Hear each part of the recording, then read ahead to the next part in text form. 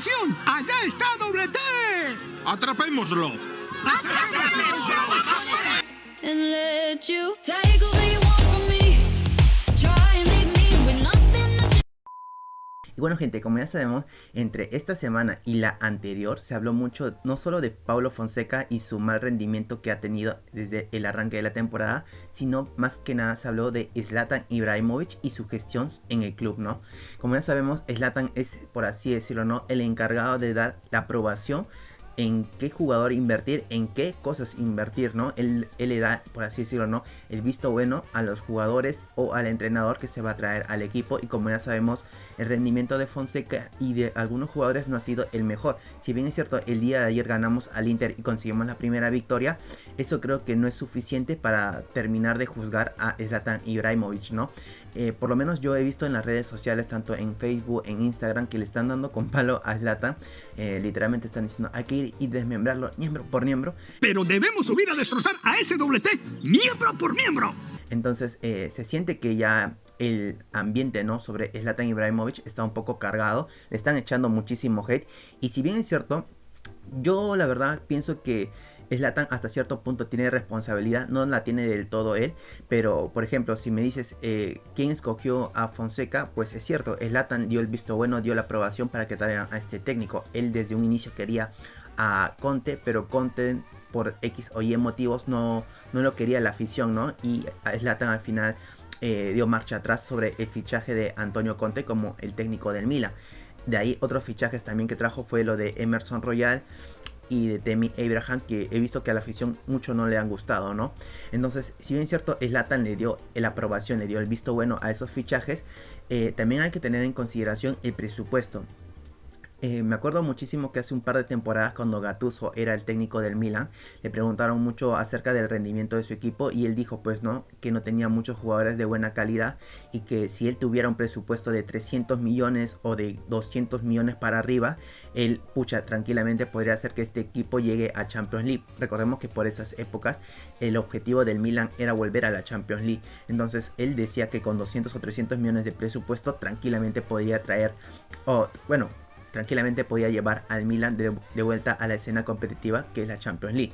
Como ya sabemos, el Milan desde hace muchísimo, pero muchísimo tiempo no tiene un presupuesto muy amplio, muy extenso que digamos, y es muy difícil porque, por ejemplo, esa temporada me acuerdo que Gattuso dijo, tráeme a Neymar, tráeme por ejemplo a a Joshua Kimmich, y asunto solucionado, ¿no? Volvemos a Champions literalmente la temporada siguiente. Pero como ya sabemos, el Milan no cuenta con ese dinero, no cuenta con ese presupuesto.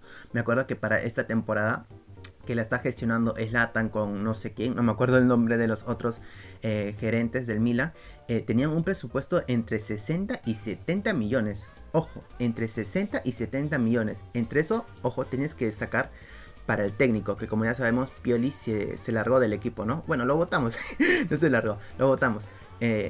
Ahí ya tienes que separar una cierta cantidad de dinero para el técnico. Se fue Oliver Giroud, ya ahí también tienes que sacar dinero o presupuesto para tu centro delantero. Necesitas un central, necesitas un recambio de Calabria y también un jugador para que sustituya a Calabria. Ahí ya vamos como 2 o 3 jugadores que necesitamos en la plantilla. También necesitamos un suplente para Theo Hernández, ya vamos como 5, y sin contar el medio campo y etcétera etcétera de jugadores que necesitamos. Y yo les pregunto, con 60 o 70 millones, ¿creen que nos va a alcanzar para reforzar toda la plantilla? Prácticamente es imposible. Y sé que mucha gente me ha dicho, oye, pero Joshua Kimmich ya termina ¿cómo se dice, no? Ya termina contrato con el Bayern de Múnich. Por ejemplo, Matt Hummels, que creo que se le finalizó el contrato con el Dortmund, quedaba libre. Es cierto, yo no dudo que el Milan pueda traer a estos jugadores que son Joshua Kimmich, Matt Hummels, no dudo que los pueda traer. Con esos 60 o 70 millones tranquilamente alcanza. Pero te estarías gastando el presupuesto de 60 o 70 millones, que ya de por sí es muy limitado, en 1 o 2 jugadores. Y el resto de la plantilla, ¿cómo quedas? Quedaría muy pero muy desbalanceado. También hay que tener en cuenta que Pioli no consiguió equipo rápido. Y por X o Y motivos teníamos que seguir pagándole, ¿no? Porque lo votamos, no se fue él. Entonces teníamos que seguir pagándole. Si bien es cierto, a día de hoy ya consiguió equipo con el Al Nassr de Cristiano Ronaldo. Recién es a día de hoy, ya prácticamente la quinta fecha. Entonces poco nada pudo haber incrementado el presupuesto del Milan. Porque como recordemos, Bueno, como recordamos, mejor dicho, el Milan seguía destinando de ese presupuesto unos 10 millones para pagarle a Pioli. Ahora con esos 10 millones menos, el presupuesto del Milan crece un poquito más. Pero tampoco es mucho, ¿no? 80 millones será por así decirlo, ¿no? Entonces, como digo, con 80 millones te puedes comprar a Kimmich, a Matt Hummels, pero te gastarías el presupuesto de toda la temporada en 2 jugadores y realmente el Milan necesitaba ser reforzado no solo en 2 sitios, sino en varios, ¿no? Prácticamente 5 o 6 posiciones en el campo. Entonces es muy difícil que el Milan con un presupuesto muy limitado haga maravillas, por así decirlo. Ya de por sí el fichaje de Pavlovic ha resultado de momento muy bueno.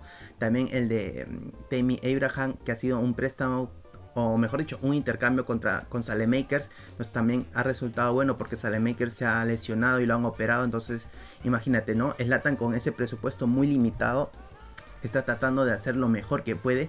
Yo no digo que no tenga responsabilidad acerca de los fichajes, la tiene, pero también hay que entender que con ese presupuesto muy limitado poco o nada va a poder hacer. Yo pienso que si Zlatan tuviera unos 200 o 300 millones, creo que su gestión sería muchísimo mejor y aparte ahí sí se lo podría juzgar con ganas, ¿no? Porque con 200 o 300 millones ahí sí pues, oye Zlatan, ¿qué mierda estás haciendo, no?